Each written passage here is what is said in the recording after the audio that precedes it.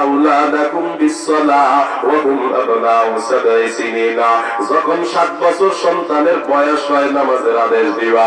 আযানের সময় হইলে বলবা বাবা দ্রুত মসজিদে যাও, মেয়েকে বলবা দ্রুত ঘরের মধ্যে নামাজে দাঁড়ায় যাও। 10 বছর পর্যন্ত শুধু অর্ডার দিবা, প্রতি বেলায় সন্তানকে নামাজের অর্ডার দিবা। 10 বছর হয়ে যায় এখনো সন্তান নামাজ পড়ে না, রাসূল কয় ওয়াজরিবুহু মালাইহা। 10 বছরের ছেলে মেয়ে নামাজ না পড়লে লাঠি দিয়ে পিটানি দিবা। অথচ কপাল কত খারাপ, মা বাবা সন্তানকে তো নামাজের জন্য মারে না, বরং বাবা রাতের বেলা সন্তান নেবার ছেলে আবার রাত বড় দীর্ঘ হয়ে গেছে, একটু ঘুমাইয়া যাও না, সকালবেলা তোমার প্রাইভেট আছে, কথা কন আছে না? কিন্তু ওই বাবা আর ওই মা একটাবার বলে না, ছেলে রে মেরে রাত্রটা বড় গভীর হয়ে গেল, তাড়াতাড়ি ঘুমাও, সকালে ফজরের নামাজ আছে। বরং কোন মা যদি দায়িকা দেয়, বাবা কয় এত শীতের মধ্যে আমার বাচ্চাটারে ডাকবি না, ঠান্ডা লেগে যাবে। ওই মা বাবা যখন বলে সকালে প্রাইভেট আছে, ঘুমাও, নামাজের কথা বলে না, লেপের নিচে মা বাবা ঘুমাইয়া থাকতে দেয়, ওখান থেকে একটা শয়তা সন্তান বেনামাজি হয়ে তৈরি হয়, ঠিক না? মাখন সুসতি নামাজে পঞ্জগানা ফাওয়াইলুল লিল মুসাল্লিন আল্লাযিনা। আযান শুনে আছো যারা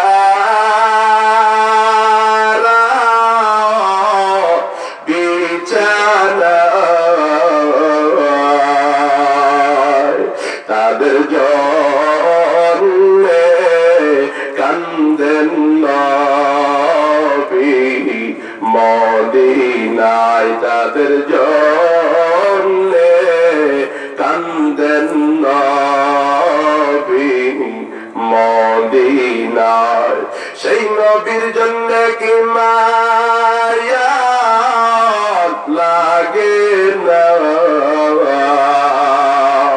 হাইরে ও উম্মত নামাজ কেনে পড়ো না, হাইরে যুবক মসজিদে কেনে আসো না। খারাপ লাগে আপনাদের? কষ্ট করছেন? শেষ করবো নাকি? দেখলাম যে একজন উঠতে যায়, মনে হয় যেন বিরক্ত হয়ে যাচ্ছেন নাকি? আপনারা বিরক্ত হইলে আমি তাড়াতাড়ি ছুটি পেলে আমি যাইতে পারি। কালকের মাহফিল এখান থেকে 350 কিলোমিটার, তাহলে আমি যাইতে পারলে কিন্তু বাঁচি। কষ্ট হচ্ছে আপনাদের? যদি কষ্ট হয় বললেন তো ছেড়ে দেবেন, চলবে কিছু সময়। ভাইয়েরা আমার, রাসূল বলেন মা বাবার দায়িত্ব, আল্লাহ সন্তানকে যে আমানত হিসেবে দিয়েছেন তোমার কাছে, নামাজের আদেশ দিতে হবে। আমাদের এটার খবর নাই, আমরা সন্তানদের নামাজের কথা কই না, কথা কোন ঠিক ঠিক না? যে আবার চলে যাবে যে ফারুকে আযম ওমর রাদিয়াল্লাহু আনহুর ওখানে কিন্তু বিচার চলতেছিল। ওমর ফারুক এবার ডাক দিয়া কয়, এই বাবার দল, তুমি কি সন্তানের হক আদায় করেছো? কয় কি হক? আমিরুল মুমিনিন ডাক দিয়া কয়, 1 নম্বর আইয়ান তাতিয়া উম্মাহু, এটা বাবার দায়িত্ব হলো একটা সন্তানের জন্য একটা মুত্তাকি মা চয়ন করা, তার বিয়ে করার সময় আল্লাহ ওয়া মুত্তাকি দেখা বিয়ে করা। ব্যাখ্যায় আমি পরে আসতেছি, আগে সবগুলো বইলে আসি। 2 নম্বরে আইয়ুসিনা ইসমাহু, একটা সুন্দর নাম রাখা। 3 নম্বরে আইয়ুআল্লিমাহুল কোরআন, কোরআন শিক্ষা দেওয়া। 4 নম্বরে বাবা হযরত ইবনে আব্বাস রাদিয়াল্লাহু আনহু বলেন, হাসান হুসাইনের জন্ম নেবার পর মায়ার নবী ডান কানে আযান, বাম কানে ইকামত দিয়েছেন। এটা মা বাবার দায়িত্ব, সন্তানের জন্য করতে হবে। 7 দিন যখন বয়স হয়ে যাবে, মাথার চুলটা কামাইয়া স্বর্ণের দোকানে নিয়ে মাপ নিয়ে সমপরিমাণ রূপা অথবা স্বর্ণ অথবা তার মূল্য দান করতে হবে। যদি এখানে প্রশ্ন করি, এখানে একটা লোক পাওয়া যাবে না, দুই একজন পেলে পাওয়া যেতে পারে কাজটা ছেলে মেয়ের জন্য করে নাই। 7 দিনের দিন আকিকা করবেন, আল্লাহ যে আমার আপনার সন্তান আপনাকে দিয়েছেন, এটার হক, এটা আপনার আদায় করতে হবে। নবী উম্মতের দল, সন্তানদের আদব শিক্ষা দিতে হবে, আদব। আল্লাহ কোরআনে বলে, ইয়া আইয়ুহাল্লাযীনা আমানু কু আনফুসাকুম ওয়া আহলিকুম নারা। এই মুমিনের দল, নিজে বাঁচাও, নিজের পরিবারকে জাহান্নাম থেকে বাঁচাও। তাফসীরের কিতাব খুলে দেখবেন, হযরত ইবনে আব্বাস রাদিয়াল্লাহু আনহু বলেছেন, এতে আল্লাহ মা বাবাকে আদব শিক্ষার আদেশ দিয়েছেন। মায়ার নবী কয়, আদাবানি রব্বি ফাসানা তাদিবি, আমার আল্লাহ আমাকে উত্তম আদব শিক্ষা দিয়েছেন। আল্লাহর আদব কতই না সুন্দর। মা বাবার দায়িত্ব সন্তানদের আদব কায়দা শিক্ষা দেওয়া, মা বাবার দায়িত্ব সন্তানদের দ্বীন শিক্ষা দেওয়া। কিন্তু বড় দুঃখের ব্যাপার, মা বাবা দুনিয়ায় দুঃখায় পড়িয়া সন্তানকে আজকে কোরআনটা শিক্ষা দেয় না, বরং হাট্টি বা টিম শিক্ষা দেয়। আবার আল্লাহ কোরআনে কয়, ওয়াখশাউ ইয়াওমান লা ইয়াজজি ওয়ালিদুন আন ওয়ালাদি ওয়ালা মাওলুদুন হুয়া জাযিন আন ওয়ালিদিহি শাইআ ইন্না ওয়া'দাল্লাহি হাক্কুন ফালা তাগুররান্নাকুমুল হায়াতুদ দুনিয়া। এই মানুষ, হে বাবার দল, দুনিয়াতে ভাবতেছো ছেলেটা টাকা কামাই করলে ডাক্তার, প্রফেসর, ইঞ্জিনিয়ার বলে তোমার উপকারে আসবে না। আমার সন্তান, আল্লাহ ডাক দিয়া কয়, ও বাবার দল, মায়ের দল, দুনিয়ায় ঢুকায় পড়িও রে বাবার দল। আল্লাহর ওয়াদা কিন্তু সত্য, ছেলেটারে মেয়েটারে কোরআন শিখাইলে নাজাত পাইবা, এই ওয়াদাটাই সত্য। যত ওয়াদা তোমাদেরকে শয়তান দেখায়, এই ধোঁকায় তোমরা পড়বা না রে বাবা। আজকে ধোঁকায় পড়ার কারণে ছেলেটারে তো কোরআন শিখাইলেন না, ছেলেরে কি শিখাইতে পাঠাইলেন, মেয়েটারে কি শিখাইতে পাঠাইলো, ভাই হাট্টি বা টিম তারা মাঠে পারে দিন, তাদের খারাপ হতো শিং। দেখা যায় বাস্তবে আমরা যদি দেখতে পাই, গরুর শিং আছে, ডিম দেয় না, বাচ্চা দেয়, কথা কয় না। ছাগলের শিং আছে নি, ডিম দেয় না, বাচ্চা দেয়। মুরগির শিং আছে নি, ডিম দেয় না, বাচ্চা দেয়, কথা কয় না। অধিকাংশ ক্ষেত্রে, সব ক্ষেত্রে না, অধিকাংশ প্রাণীর ক্ষেত্রে দেখা যায় শিংওয়ালা প্রাণীগুলো বাচ্চা দেয়, কোনটা উল্টা আছে। যখন এই বাচ্চাটা শিখলো টিম তারা মাঠে পায়, ডিম তাদের খারাপ দুটো শিং, আস্ত মিথ্যা কথা। শিংওয়ালা প্রাণী আবার ডিম দেয় নাকি, এটা মিথ্যা কথা। এই কথা শোনার উপর যখন বড় হয়, শিক্ষা শিখা যখন সংসদ ভবনে যায়, সেখানে দাঁড়ায় মিথ্যা কথা কয়, ঠিক কেনা ছেলেটারে ছোটবেলায় পড়াও না, আলিফে আল্লাহ বাতে পারে তো, শরীয়তে ওযু কাতে কোরআন, এই শিক্ষাটা না শিখাইয়া ছেলের মেয়েরে পড়াইছে সিটে ক্যাট মারি বিড়াল। এবার ওই বাচ্চা ছোট মানুষ বিড়ালের কথা শুই দেয়, এবার যখন দেখে বিড়াল কি করে মাছ খায়, চুরি করে আবার দাওয়াতে এসে, কথা বুঝেন না, এই বিড়াল কি মাছ খায়, চুরি করে দাওয়াত খায়। ছোট বাচ্চাটাকে বিড়ালের পড়া পড়লাম, বিড়াল এখন দেখিও শুধু চুরি করে মাছ খায়, চুরি শিখে যায়। ওই সন্তান যখন বড় হয়, সরকার যদি করোনায় জনগণের জন্য সব ইন্টার দেয়, ওই বাটপার গুলো জনগণের তেলগুলো চুরি করে খাদের নিচে লোকায়। শিকারিছেন দিতে ডগ মানে কুত্তা, কুত্তার কাম কি? এবার বাচ্চারা দেখে কুকুর শুধু টিজিং করে, বিয়া ছাড়া না বিয়ে করে, কুত্তার বিয়ে আছে না। এই শিক্ষা শিকার পর কুকুর দেখে, কুকুর তাকায় কুকুরের থেকে শিক্ষা দিছে। যখন ছেলেটা বড় হয়, স্কুল নাই, কলেজ নাই, ভার্সিটি নাই, বাড়ি নাই, বাজার নাই, কোন জায়গার জন্য আলাদা না, কুকুর যেমন একটা কুত্তি পাইলে টিজিং করে। এই যুবকটা লেখাপড়া যখন করতে থাকে, স্কুল কলেজ ভার্সিটি রাস্তাঘাট বাজার বাড়ি যেখানে একটা মেয়ে পায়, কুকুরের মতো বিসমিল্লাহ ছাড়া টিজিং করা শুরু করে দেয়। আমার কুকুর ভাদ্র মাস আসলে খেপে যায়, জানেন আপনারা? ভাদ্র মাসে কুকুর খেপে যায়, যারা দেখে তারাই কামড়ায়। দেখেন না আপনারা? আমার বাড়ি তো মাগুরা শহরে, পৌরসভার ভিতরে। তো এই ভাদ্র মাস আসলে দেখি মেয়র সাহেব ইঞ্জেকশন দিয়া কুকুর পাইলে ইঞ্জেকশন দিয়া কুকুরগুলো মাইরা ফেলায়। কামড়াইলে তখন ওর মুখে বিষ থাকে।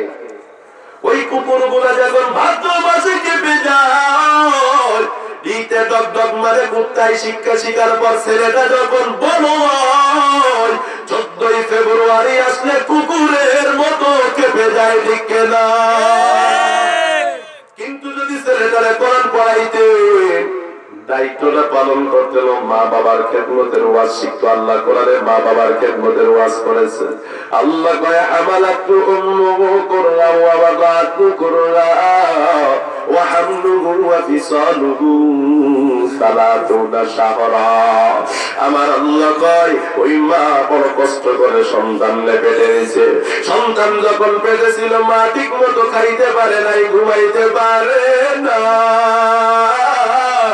ওরে মা বাবার সামনে পাশে ঘুমাইয়াছিল, হঠাৎ রাতের আধারে স্বামী তাকাইয়া দেখে নিজের বিবি নাই। খুঁজতে খুঁজতে তাকাইয়া দেখে উঠানে গিয়া ঘোরাফেরা করতেছে। বিবি আমার এখানে কি করো? বিবি ডাক দিয়ে কয় প্রাণের স্বামী, বাচ্চাটা পেটের মধ্যে নাড়াচাড়া দিছে, আর সহ্য করতে পারি না। ভাবলাম একটু ঘোরাফেরা করলে কমবে। বিবি কমছে নাকি? কয় না, কমে না। ওরে সন্তান যেদিন ডেলিভারির সময় হয়, সন্তান যখন মা প্রসব করবে, মার বেদনার শেষ নাই। মা চিৎকার করে আর বলে তোরা সবাই দূরে সরে যা। 7 আসমান 7 জমিন আমার মাথার উপরে ভেঙে পড়েছে। আমার স্বামীর একটু আলাদা করে আমার কাছে আসতে দে, আমি একটু আমার স্বামী থেকে বিদায় নিয়ে নেই। স্বামীর রাতটা চেপে ধরে কয় স্বামী আমার, তোমারও কোনদিন আদায় করতে পারি না। ও স্বামী আমার, তোমার সন্তান প্রসবের বেদনা সহ্য করতে পারবো না, মনে হয় আমি মারা যাবো, তুমি আমারে মাফ করে দিও। নিজের মারে দেখে কয় দুধের দাবি মাফ করে দিও রে মা। তোমার 10 মাস 10 দিন পেটে তোমারে কত কষ্ট দিছি মা, এখন আমি বুঝতে পারি, আমারে মাফ করে দাও। এ সন্তান ওই মায়ের কষ্টের কথা কি একটু মনে পড়ে না?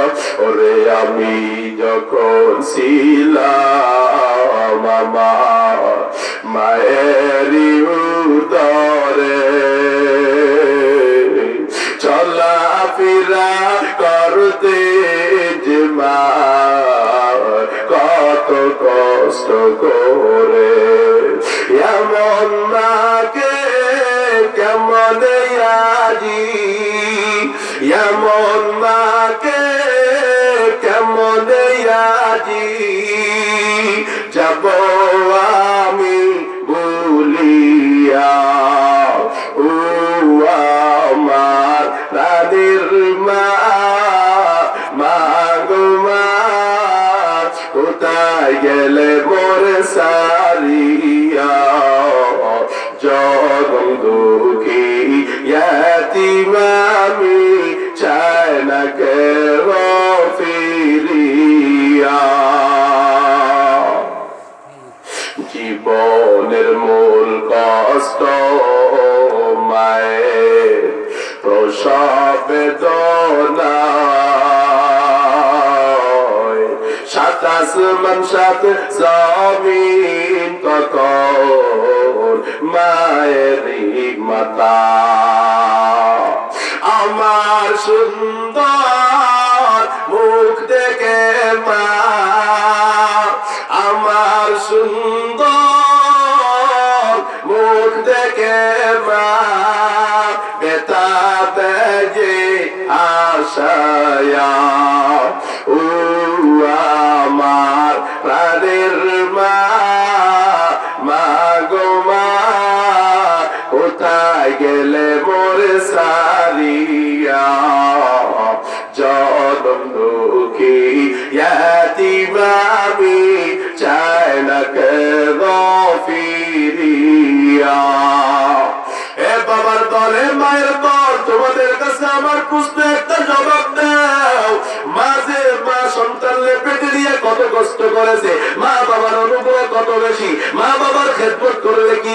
মা বাবার অবাধ্য আচরণ করলে কি গুনাহ হবে, এগুলো লেখা আছে কি রবীন্দ্রনাথ ঠাকুরের বইয়ে? না। কথা কয় না। কার বইয়ে? আর যেরকম কোন বইয়ে? কোরআনে বইয়া। এই মা বাবার খেদমত করতে হবে, এই কথাটা দীপু মনি যে সিলেবাস বানায় গেল এটার মধ্যে নাই, জাফর ইকবালের বই নাই, প্রাথমিক বিদ্যালয় যে বই পড়া হয় সেগুলোতে নাই। সেগুলোর মধ্যে আছে ছেলে মেয়ে কিভাবে বেহায়া হবে, শরীফ শরীফার গল্প দিয়া ছেলে ছেলে মেয়ে মেয়ে বিয়ে করানো, ছেলে ছেলে মেয়ে মেয়ে অপকর্ম করানো উৎসাহ দেওয়া আছে। কথা কোন ঠিক না বেঠিক? কত বড় মা বাবা ব্যাকরণ করিলে একটা ছেলে মেয়ের শরীফ শরীফার গল্প পড়তে স্কুলে বানাইতে পারে। মা বাবার বুদ্ধি বিবেক পচে গেছে, খবর নাই ছেলে আর মেয়েরে যে আল্লাহ আমার পুকুর আমানত দিলেন, ছেলে মেয়ের তো একদিন আল্লাহ নিয়ে যাবেন, কি করি কিন্তু এই ছেলে মেয়ের জন্য তো আমার একদিন আসলে কাঠগড়ায় দাঁড়াতে হবে। কি শেখাচ্ছি ছেলে মেয়েকে? কোরআনটা শিখাইলাম না।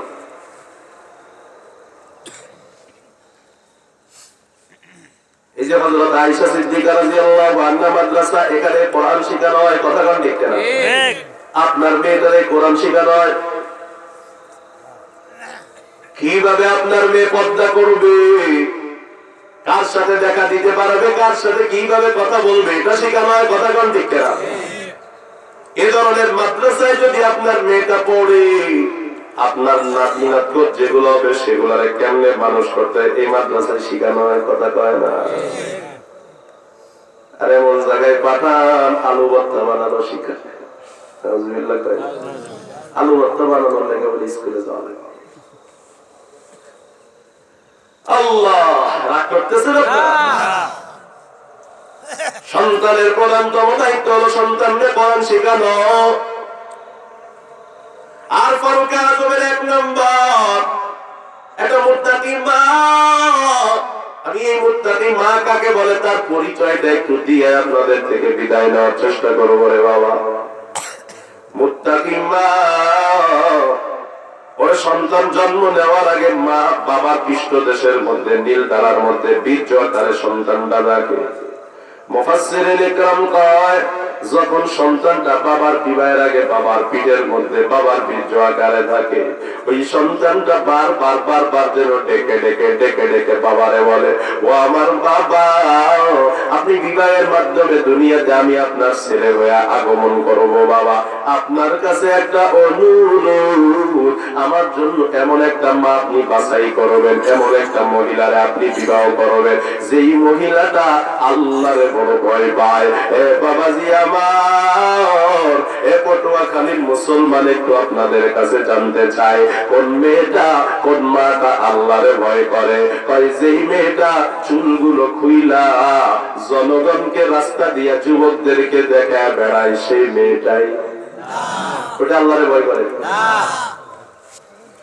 কোন মেয়ে কয় যে মেয়েটা গান করতে পারে আর ডান্স করতে পারে আর নাচ করতে পারে সেই মেয়েটা? কোন মেয়েটা আল্লাহরে ভয় করে? যেই মেয়েটা স্বামীর সাথে রাত দিন ঝগড়া করে। হ্যাঁ, যেই মেয়েটা মার্কেটের মধ্যে গিয়া নিজের শরীরের নাচন ভঙ্গি দেখায়, ওই মেয়েটা আল্লাহরে ভয় করে। ওয়াজ করার কি করবো আর ভাই, ভালো কোনটা মন্দ কোনটা বুঝতে কারো বাকি নয়। তারপরেও যাই না শুনি না যদি আপনি জাহান্নামের পথে আগান, আপনারে বাঁচাবে কে বলে? নবীর উম্মতের দল। কোন মেয়েটা আল্লাহরে ভয় করে, কোন মেয়েটা আল্লাহরে ভয় করে না, এটা সবাই জানে। যেই মেয়ে কোরআন পড়তে পারে সেই মেয়ে আল্লাহরে ভয় করে। কথা কোন ঠিক? যেই মেয়ে কোরআন পড়তে পারে না সেই মেয়েটা বাবা আল্লাহরে ভয় করে না। 1 নম্বরে বাবার দায়িত্ব হলো মুত্তাকি মা। তার মানে ছেলে মেয়ে কেমন দায়িত্ব? বিয়ের আগেই দায়িত্ব শুরু হয়ে গেছে। কথা ঠিক না? সন্তান তো দূরের কথা, বিবাহের আগেই সন্তানের দায়িত্ব শুরু হয়ে গেছে। এখনই চিন্তা করতে হবে, আমার ভালো ছেলে যদি চাই, ভালো মেয়ে যদি চাই, তো ভালো মা দরকার। কথা কয় না? এরে যুবক আল্লাহর গোলাম, সুন্দরী বিয়ে করতে নবী নিষেধ করেন না, টাকাওয়ালা বিয়ে করতে নবী নিষেধ করেন নাই, ভালো বংশের মেয়ে বিয়ে করতেও নবী নিষেধ করেন নাই। বরং আমার নবী কয় তুনকাউল মারআতু লিআরবাইন, চারটা জিনিস দেখে বিবাহ করবা।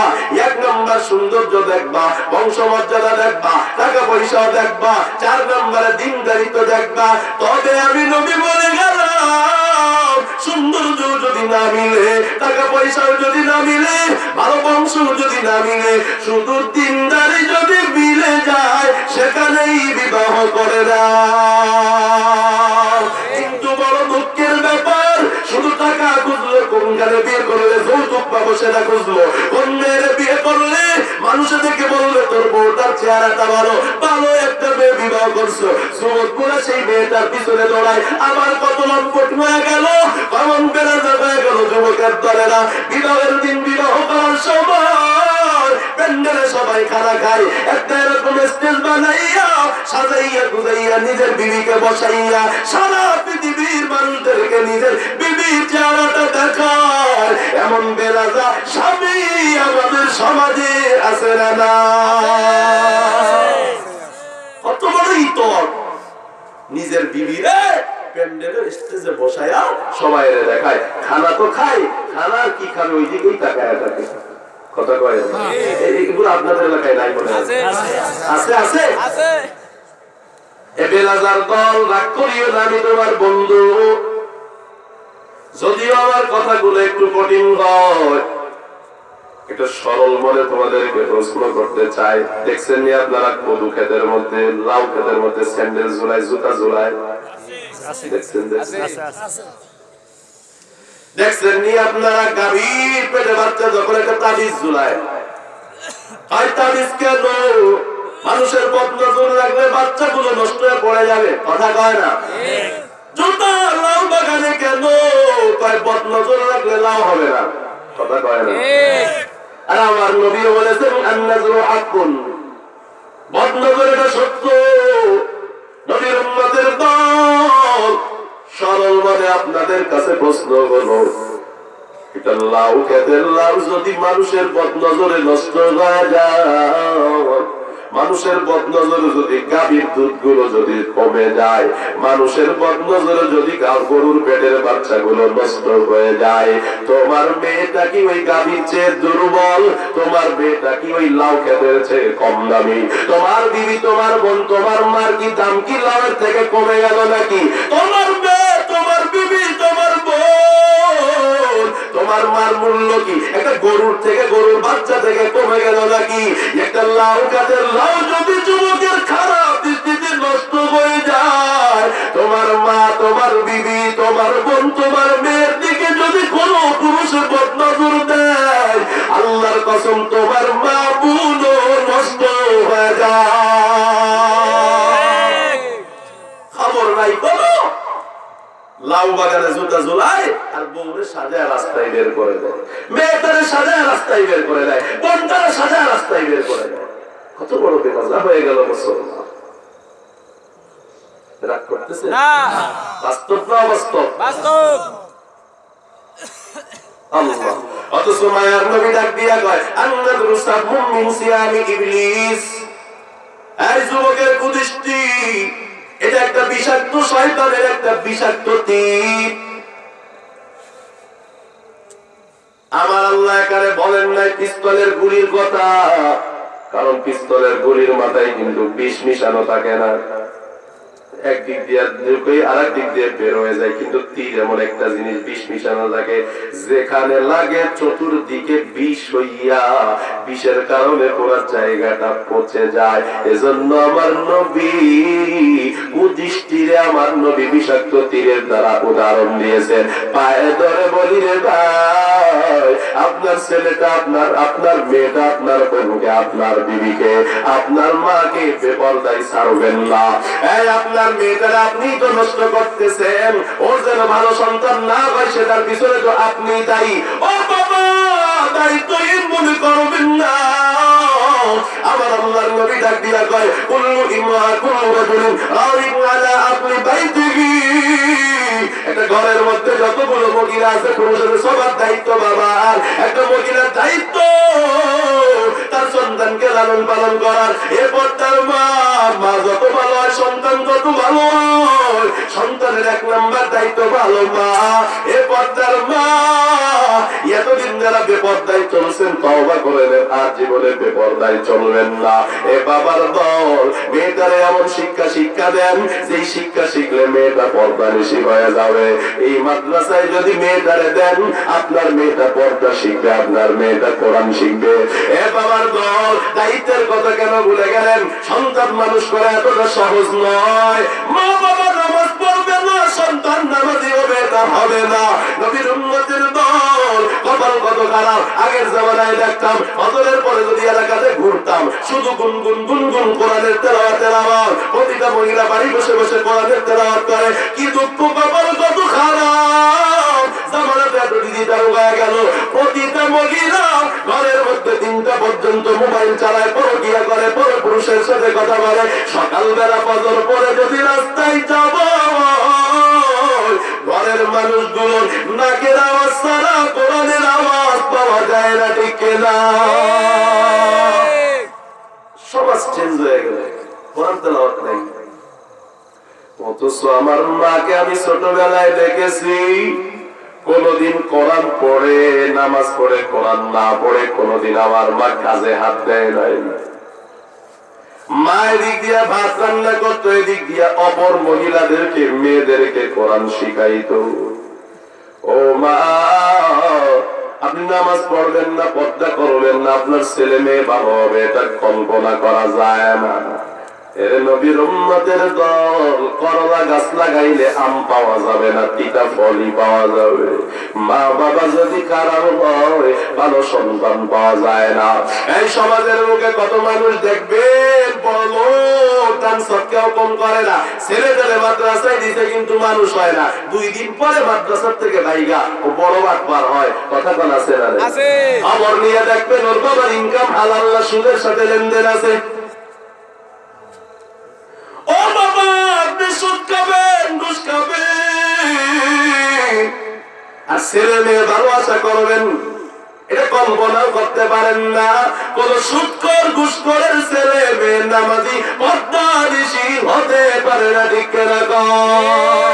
তুমি সুদের টাকায় প্রাসাদে গড়, ঘুষ ছাড়ো না, দিন দুঃখী না খেয়ে মরে, খবর রাখো না। তুমি সুদের টাকায় প্রাসাদে গড়, ঘুষ ছাড়ো না, দিন দুঃখী না খেয়ে মরে, খবর রাখো না। তুমি ঘুষ খাইয়া অবিচার করো সাজিয়া প্রদান, তুমি কেমন মুসলমান, কেমন মুসলমান, তুমি কেমন মুসলমান? ভাই বিরক্ত হচ্ছে না? হ্যাঁ, শেষ করে দিই। উঠাউঠি দেখতেছি বারবার বারবার। এই ব্যায়াম তো আমার বয়ানে সাধারণত পাই না। আমি শুধু দেখি যে মানুষ এসে এসে বসে, কিন্তু উঠে উঠে যায়, এরা দেখতেছি অন্য এলাকায় পাই না। গভীর রাত হয়ে গেছে না, আমাদেরও আসতে দেরি হয়ে গেছে, শেষ করে দিই।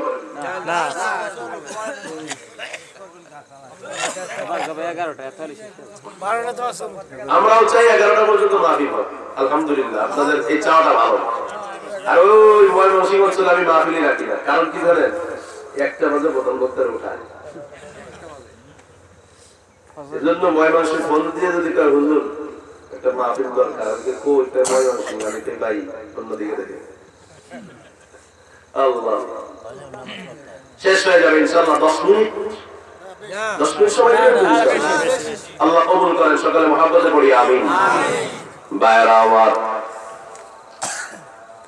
এ বাবার দল, সাবধান, সুদ থেকে নিজেকে দূরে রাখতে হবে। যেই বাবার ইনকাম হালাল নয়, সুদের টাকা, ঘুষের টাকা, ওর কোন আমল কিন্তু আল্লাহর দরবারে কবুল হয় না। মায়ার নবী কয়, বারিশতারা সাওবান বিআশরাতি দিরহামিন, যদি কোন আল্লাহর বান্দা একটা কাপড় কিনে, দাম হলো 10 টাকা, তার মধ্যে 9 টাকা হালাল, 1 টাকা হারাম।